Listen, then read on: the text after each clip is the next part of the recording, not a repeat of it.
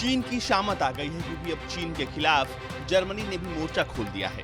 Germany की chancellor Angela Merkel ने भूमाफिया चीन को एक बड़ी चेतावनी दे दी है कि जर्मनी अब यूरोप के अंदर चीन के व्यापार के सारे रास्ते को बंद कर सकता है और अगर चीन एक बड़ी शुरुआत प्रदान करने के लिए सहमत नहीं होता तो जर्मनी निश्चित रूप से ये कदम उठा सकता है। चीन के खिलाफ अभी तक अमेरिका, भारत, जापान, ऑस्ट्रेलिया ही हल्ला बोल रहे थे, लेकिन अब इस लिस्ट में एक और नाम जुड़ गया है। मार्केल ने साउथ चाइना मॉर्निंग पोस्ट यानी SCMP के हवाले से कहा है, अगर कुछ क्षेत्रों के लिए चीन की ओर से कोई बाजार पहुंच नहीं है तो निश्चित रूप से इस तथ्य पर भी ध्यान दिया जाएगा कि यूरोपीय बाजार में बाजार की पहुंच कम की जाए। हम स्वाभाविक रूप से चीन के साथ निवेश समझौते के लिए पारस्परिकता की उम्मीद करते हैं, लेकिन चीन के संबंध में काफी दिक्कतें हैं जिस पर आगे चर्चा की जाएगी।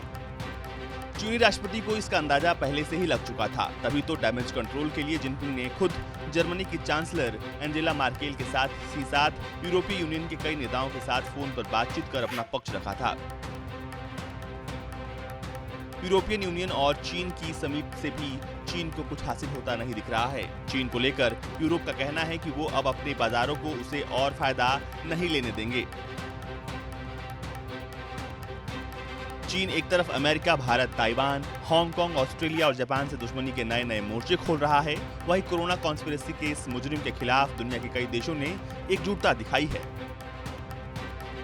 चीन से तनाव के बीच भारत जापान का करीब आना उसके लिए खतरे की घंटी बजने जैसा है, क्योंकि जहां अब LAC पर चीन की घेराबंदी तेज हो गई है, वहीं इंडो पैसिफिक रीजन में भारत की तेजी से बढ़ती पकड़ और मित्र देशों के साथ चीन के लिए एक डेडलॉक साबित हो रहा है। मतलब चीन के अब बच निकलने का स्कोप बहुत कम है। उसके पास उपाय एक ही है कि वो शांति से सीधे रास्ते पर आ जाए।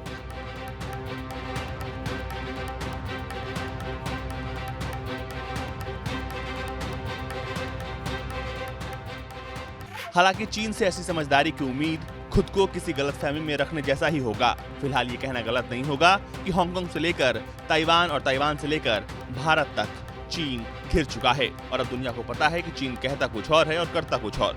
यही वजह है कि जर्मनी ने चीन के प्रति कठोर कदम उठाने की चेतावनी दे दी है। ये तो साफ है कि अगर चीन एक बड़ी शुरुआत शुरू करने के लिए नहीं मानता है तो उसे उसका अंजाम भुगतना पड़ सकता है।